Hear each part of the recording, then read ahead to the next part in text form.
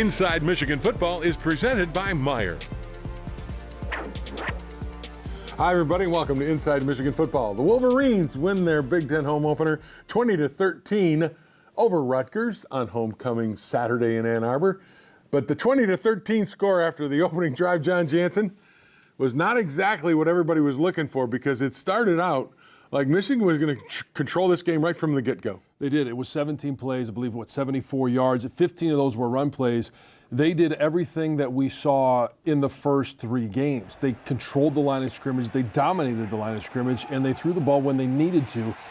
They just weren't able to keep that momentum going much past that. The question is that you do that on the first drive, and then it kind of sputters a little bit. You build up a lead, but that first drive was so dominant. What happens? What happened, do you think?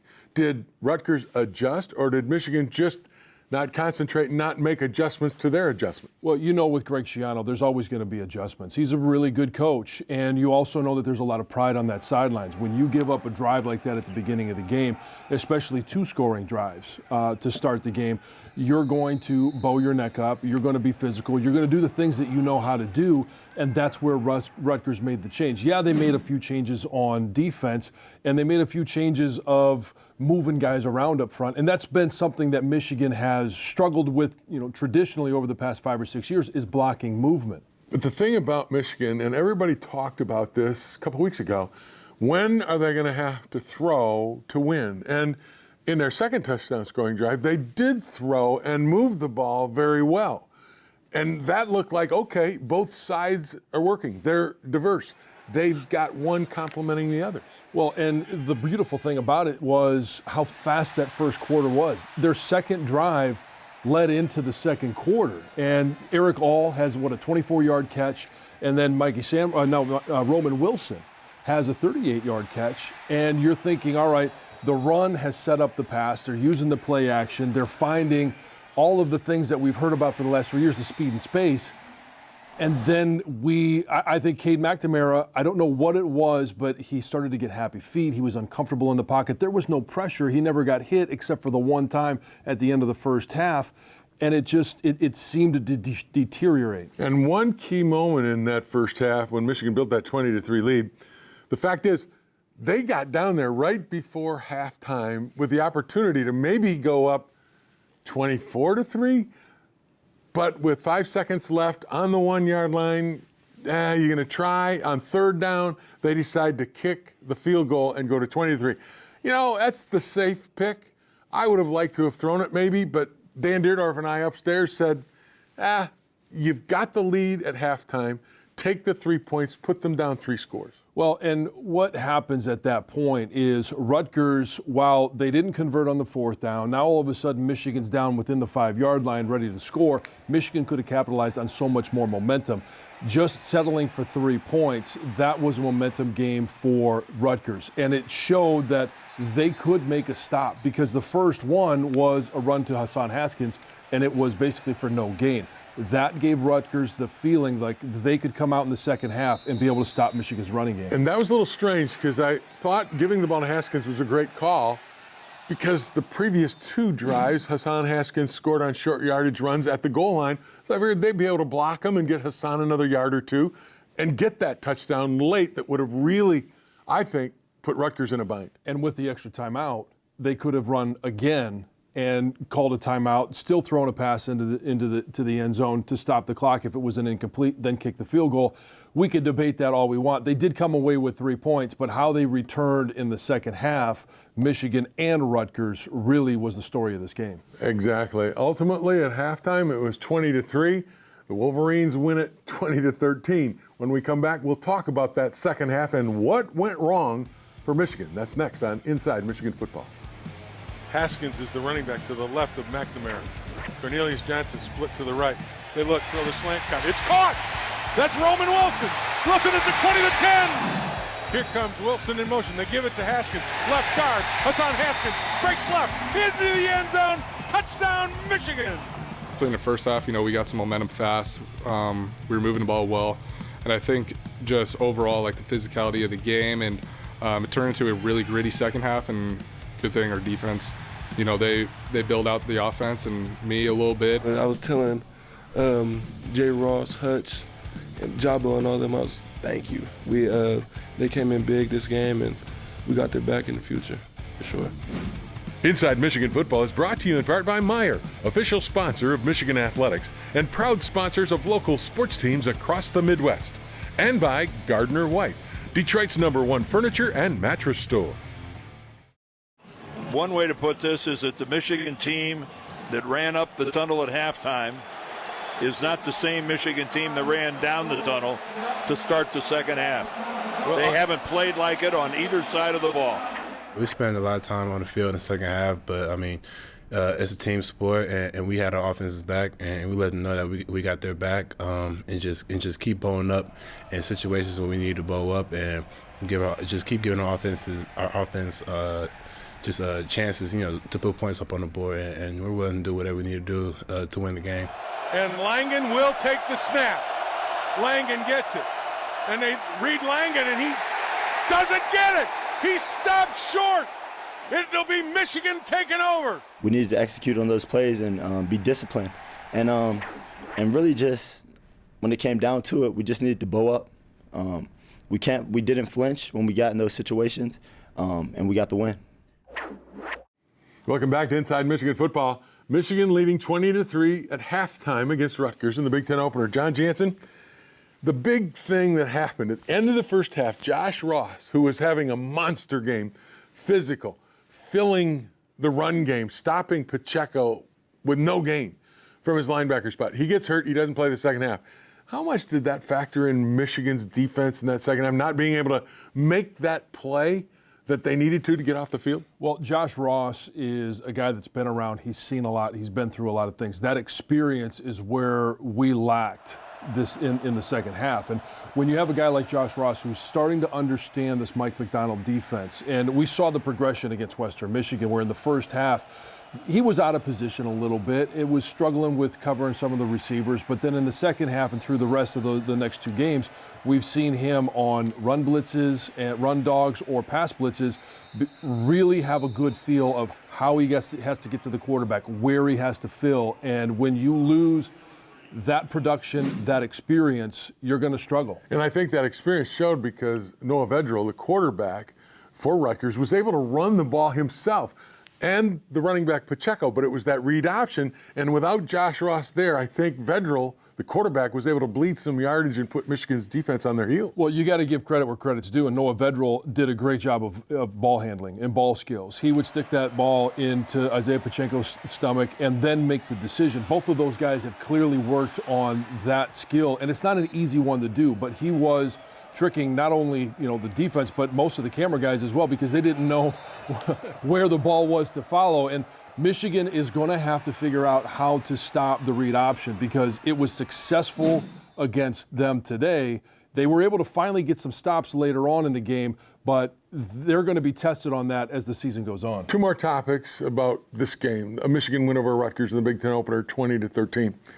Fourth down stops. When Michigan's defense needed to, and this was throughout the game, but in the fourth quarter especially, when they needed to on fourth down, they bowed up and they were able to stop Rutgers, who were still going for first downs. And you knew on short yardage plays. Well, and you knew with Greg Schiano that there was going to be some tricks up his sleeve. Early on in the game on a fourth down stop, it was, a little bit of a misdirection by Noah Vedral, confusion, and all of a sudden Pacheco gets up under center. Michigan did a great job of retaining focus and maintaining focus, and then they line up with, a guard and a center and two guards.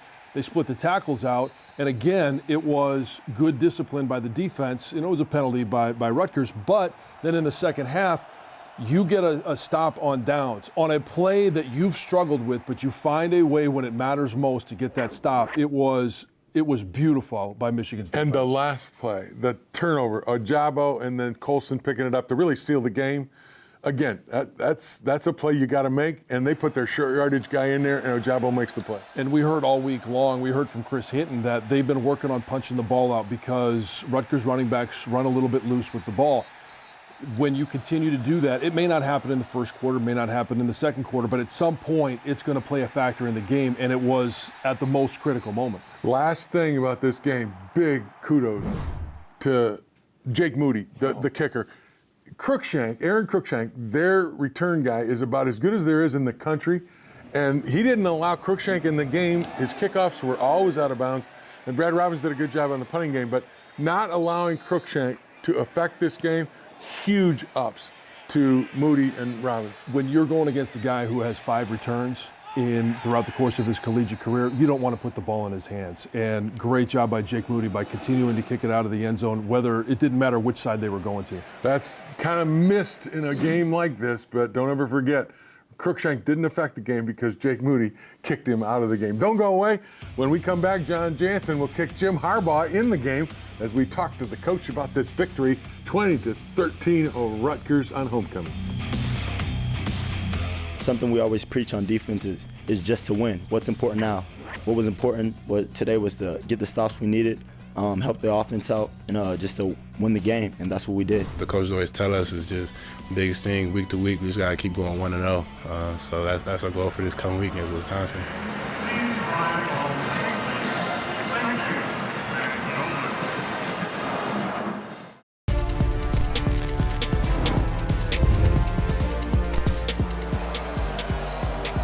Vedral back to throw. He's rolling right. Getting pressure from Aiden Hutchinson, and it's Sept time. Noah Vedral is sacked by Aiden Hutchinson. Today's conversation with Jim Harbaugh is brought to you by Meijer, official sponsor of Michigan Athletics and proud sponsors of local sports teams across the Midwest.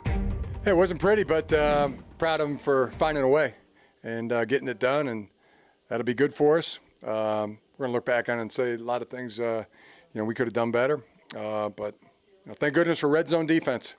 We practiced the heck out of it, and our guys really rose up. I mean, a couple big 4th down stops, 2-minute turnover, and forcing the field goal when they got down there in the red zone, and which they missed. Good thing for red zone defense. Yes, and for David Ojabo too, with the fumble at the end. Just how important was that play? How big was that moment for this team? That was big. I thought him, David Ojabo, Chris Hinton, looks like they both got in there and had a hand in that. And finding a way, getting it done. That we're going to look back and both sides of the ball and really, see the things that we could have got better. We'll coach it and get better from it. But overall, really proud of the guys for hanging in there and getting a tough, gritty win. What was different after the first 2 drives offensively? You marched down the field, 2 touchdowns. What changed? What did Rutgers do, or did they do anything to make a change? Yeah, I mean the 3 and outs. We just couldn't get in the rhythm there and pick up a first down. I think it was like 4 straight 3 and outs, and then finally we got the ball back on downs and went to a perimeter run that cracked and got us some yards. But we're just missing. They had some adjustments on the blocks. They were backing up out of the blocks on the gap game, but thought a couple were close to hitting, and we just didn't knock out those first downs and move the ball and get points in the second half offensively. That's the thing we'll go back and look at and coach and get better at. What in the last couple of drives was the defense able to do to stop that read option that Rutgers was having success with offensively? Yeah, we Josh Ross going out of the game hurt some, and then we were following that motion when we shouldn't have been, and quarterback was hitting us back up in the middle on that perimeter run / read, quarterback inside off tackle play, but got down in the red zone and like I said, good thing we put so much time in the red zone defense. Well, congratulations, Coach, on the 4th win, and we'll see you in Madison next week. Yep, we'll go see if we can win on the road. Don't go anywhere, everyone. Our Al Rose Steel Man of the Week is coming up next. We're not as good right now as we will be later in the season. I think we all know that we got to get better, and we're going to attack each week to do that. We need to learn from our mistakes, watch the film, come out next week and be ready for a bloodbath because we already know what Wisconsin's about to bring. Something that the coaches always tell us is just biggest thing week to week. We just gotta keep going 1-0. So that's our goal for this coming week against Wisconsin.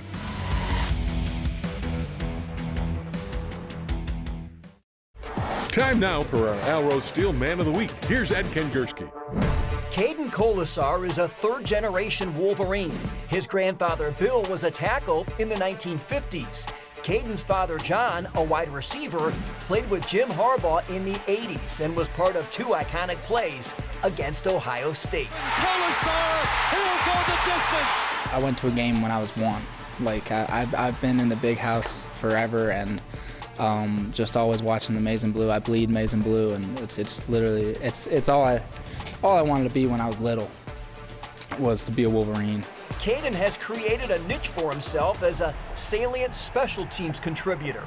I treat special teams as important as offense or defense. Special teams makes up 20% of the game, and it's one of 3 phases of the game, so it's super important. Coach Jay preaches it every meeting. What did your dad tell you, maybe when you got a little bit older, about what makes this place special, what Michigan is really about? I mean, so he coached me growing up in middle school and elementary school in all sports, and he would always tell both stories, and just he instilled that in me since I was little, and I've grown up to embrace the culture, and he really taught me what a Michigan man is about. Colasar plays safety, a deep and talented position group. He says he'll do whatever he can to get on the field and help the team win. But regardless of playing time, he says he'll continue to work hard. Spoken like a true third-generation Wolverine. For Inside Michigan Football, I'm Ed Kengerski. Inside Michigan Football is brought to you in part by Meijer, official sponsor of Michigan Athletics and proud sponsors of local sports teams across the Midwest. And by Gardner White, Detroit's #1 furniture and mattress store.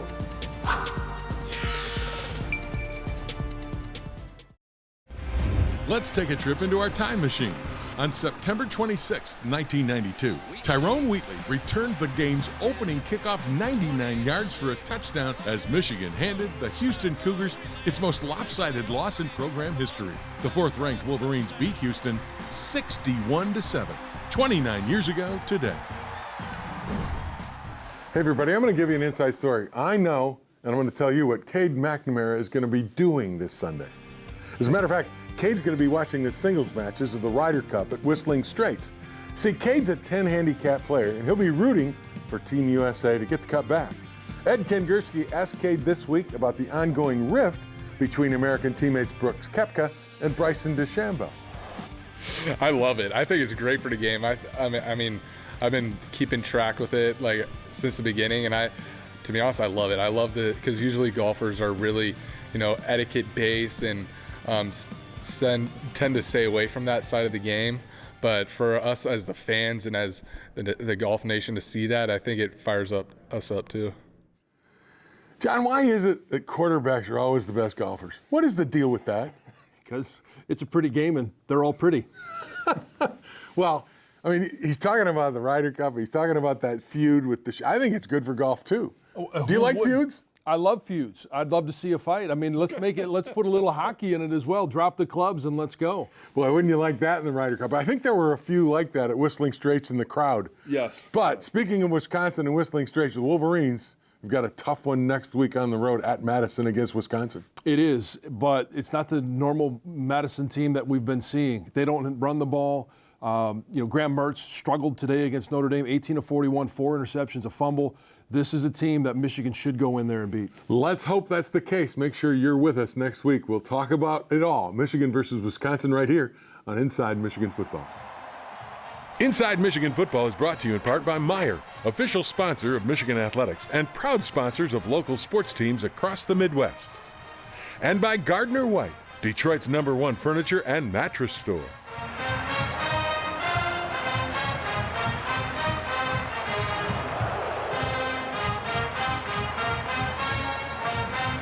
The Michigan Alumni Band.